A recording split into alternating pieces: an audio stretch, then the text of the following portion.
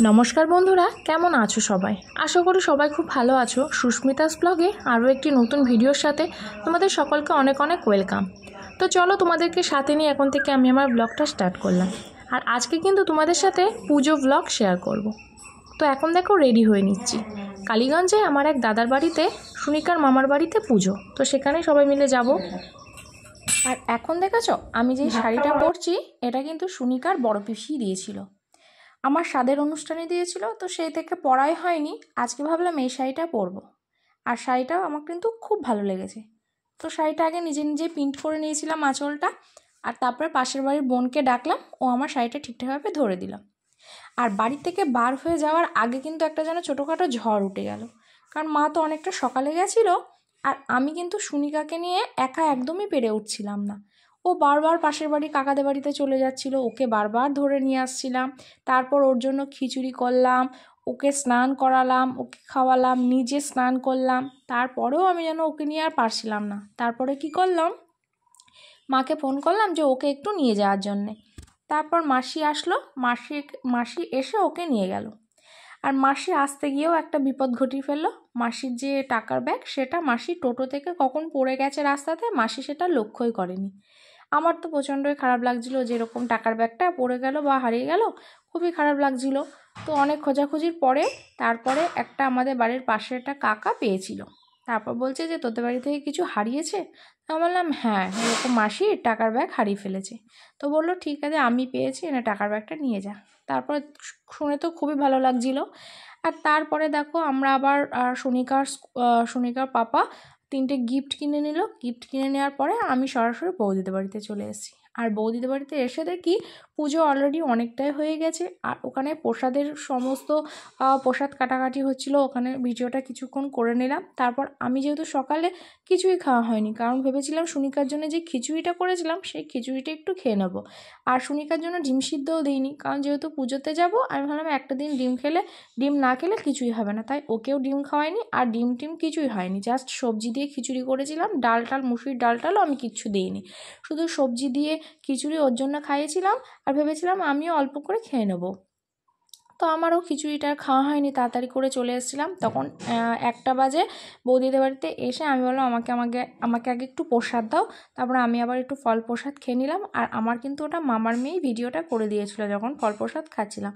তারপরে ফল প্রসাদ খাওয়ার পর সুনিকাকে নিয়ে নিচে আসলাম পুজোর এখানে মায়ের এখানে প্রণাম করে নিয়ে তারপরে একটু ভিডিও করেছিলাম। আর সুনিকা তো আমার পাশেই ছিল, আমার কাছেই ছিল। ও যেন মানে পুজোতে এসে অত্যাধিক পরিমাণে বেশি দুষ্টুমি করছিল। মানে বাড়িতে তো করে, তো ওখানে যেন খুবই করছিল। তো ঠিকঠাকভাবে ভিডিও আমি যেমনভাবে করবো ভেবেছিলাম কোনো ভিডিওই করতে পারিনি। ভিডিওটা যখন আমি এডিটিং করছি তখন আমি ভাবছি এত ছোট ভিডিও হয়েছে, কারণ কীভাবে সময়টা কেটে গেল ওকে নিয়ে, ওকে ধরতে গিয়েই হয়ে যাচ্ছে। ও কারোর কাছে ঠিকঠাকভাবে থাকছিল না, যার জন্যে আমার কোনো আর ভিডিওই করা হয়নি। তার জন্যে দেখো 7 মিনিট 24 সেকেন্ডের ভিডিও আজকে তোমাদের সাথে আমার শেয়ার করতে হলো। তো এখানে দেখেছো মোমবাতিগুলো ধরানো হলো, তারপর বাতি ধরানো হলো। তো সেই সময়ও আমি করেছিলাম। আর এখানে কিন্তু আমি কিছুটা শর্টস ভিডিও করেছিলাম। তো এই শর্টস ভিডিওটা কালকে আমি আপলোড করে দিয়েছি। তো আমিও কিন্তু মোমবাতি ধরেছিলাম, সুনিকাকে নিয়ে ধরা ভেবেছিলাম, কিন্তু ও তো খুবই বেশি দুষ্টুমি করে, আবার কিছু বিপদ ঘটিয়ে ফেলবে, তার জন্য ওকে মায়ের কাছেই দিয়ে এখানে মোমবাতিগুলো ধরানো হয়েছিল সবাই মিলে।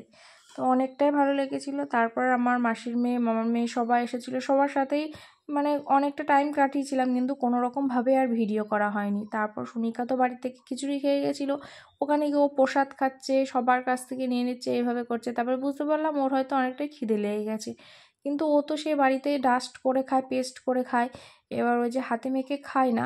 তারপরে আমি আবার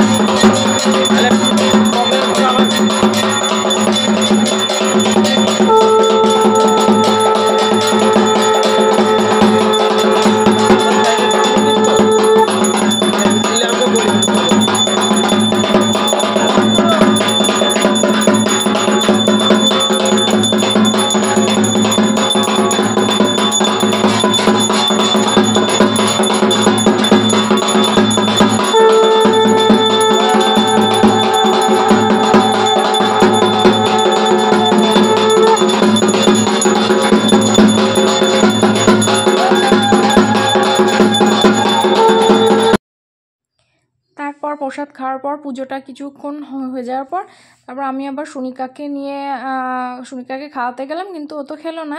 আর এখন দেখেছো ওই যে আমার যে দিদির ছেলেটা, ওকেও কোলে নিতে হবে আবার ওকেও নিতে হবে। ও এখন চলে গেছে, হবে না, ওকে নিয়ে আসতে হবে, মানে কোলের মধ্যে দুজনেই বসবে। ও মানে এতটাই বায়না করতে এখন শিখেছে। তো যাই হোক কোনো রকম ভুলিয়ে ওকে কোলে নিচ্ছি, হবে না, সে আমাকে নিয়ে তারপরে গেল। তারপরে আমি তো গেলাম না বলে ও আবার কী করলো, ও একাই চলে গেল। দেখো ওর ভাইকে আদর করছে, তারপরে কোলে নিতে চাইছে, কিন্তু ও কী পারে। তারপর ওখান থেকে আবার বৌদিদের ঘরের দিকে চলে যাচ্ছিল। আর তারপরে আমি এখানে আমার একটা ভাই মানে ভাইপো ভিডিও করে দিচ্ছিল। আর আজকে কিন্তু বৌদিদের বাড়িতে মানে পুজোতে বৌদিদের ওখানে কড়াইশুঁটির কচুরি, তারপরে পনির দিয়ে আলু দিয়ে চানা মশলা, তারপরে ভাত ডাল বেগুনি সমস্ত সবজি দিয়ে একটা তরকারি, ফ্রাইড রাইস, তারপরে হচ্ছে পনিরের তরকারি, চাটনি, পাঁপড়, ভাপা সন্দেশ, মিষ্টি, আইসক্রিম, অনেক কিছু হয়েছিল। তো খাওয়ার সময় সেই ভিডিওটা আর করতে পারিনি, কারণ কিছু কিছু পরিস্থিতিতে মানে ভিডিও করা যায় না, মানে যাদের সাথে খেতে বসেছিলাম। তো যাই হোক ভিডিওটা আর করা হয়নি। আমি ভেবেছিলাম মাটা সবার সাথে খেতে বসবো, মাসি টাসির সাথে খেতে বসবো, তো সেই সময় আমি ভিডিওটা করব, কিন্তু করতে পারিনি। আর এখন পুজো হয়ে গেছে, তো সমস্ত কিছু ঘরে তুলে রাখা হলো। আর এমনকি ঠাকুর মানে বিসর্জনের সময় বা বরণ করার সময়ও আমি থাকতে পারিনি। তারপরেও সুমিকার ওই বাড়িতে গেছিলাম। তো ওই বাড়ি থেকে আসার পরে এখন দেখো শাড়িটাই চেঞ্জ করে বৌদিদের বাড়িতে ঘরে বসেছিলাম। তো চলো আজকের ভিডিওটা এই পর্যন্তই, সবাইকে টাটা।